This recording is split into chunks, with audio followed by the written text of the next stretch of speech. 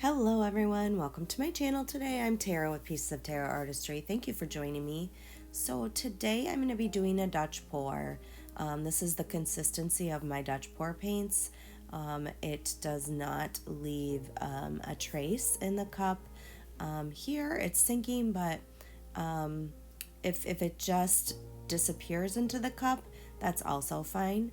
I did kind of water this down a little bit more than I normally do for a Dutch pour, but it still worked fine. So this is my base paint. It's kind of a custom color, sort of a gray blue color. And this one, it's not my typical Dutch pour blowout. And to be honest, it wasn't my favorite when I first did it.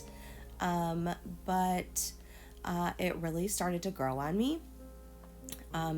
So as you can kind of hear with my voice, guys, I'm a little bit under the weather, but I really did want to get this this video out to you guys. I haven't put anything out. I was really busy with the fluid art experience and hadn't really posted anything in a while, so I wanted to get this out to you guys.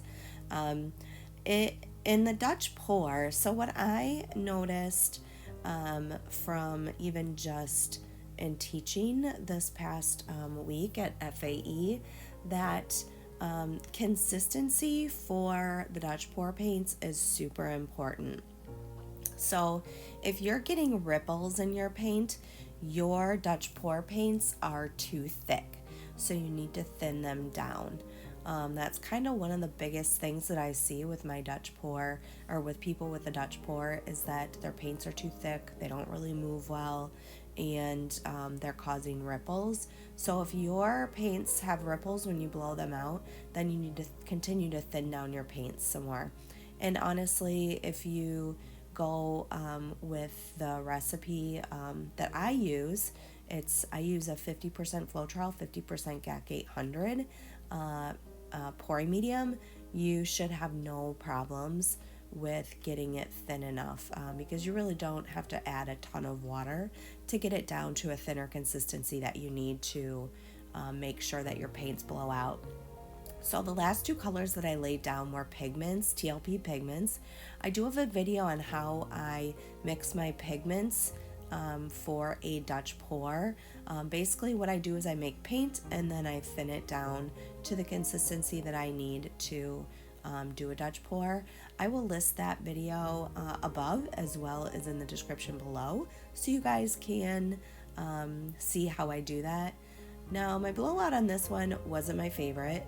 And I did this one a few weeks ago, and I was going to use it as my Fluid Art Experience raffle giveaway, and I just wasn't in love with it.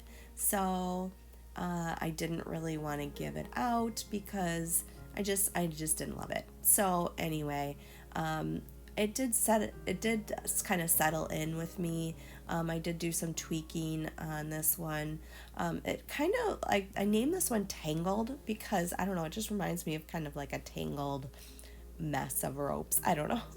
I don't know why. It's just, that's what it reminds me of. Anyway, I am going to let you guys watch the rest of this. If you have any questions, please feel free to put them in the comments below. I'd love to hear your comments on what you guys think about this one. Let me know. I'm totally fine if you like it or don't like it. You can let me know that as well. I told you my opinion. I wasn't in love with it. I do like it now as it sat with me a little bit longer, but it's still not my favorite I've ever done. But you know what? Art is so subjective. You know, what I may like, other people don't like, and what I don't like, other people love. So that's usually the way that it works with me. So anyway, I'm going to let you watch the rest of this and put a little bit of music and stick around for the wet and the dry results. Just an FYI, the dry results are very short because my phone broke and it messed up the back of my phone where the camera is, so it wasn't focusing well. So they're very short, but at least you get an idea of what the dry results look like. And if you like what you're seeing, please like, share, subscribe, hit that notification bell so you're notified each time I put out a new video. And that's it. That's all I got for you guys. So, hope you enjoy watching the rest of this, and I will see you on the next one. Bye, y'all.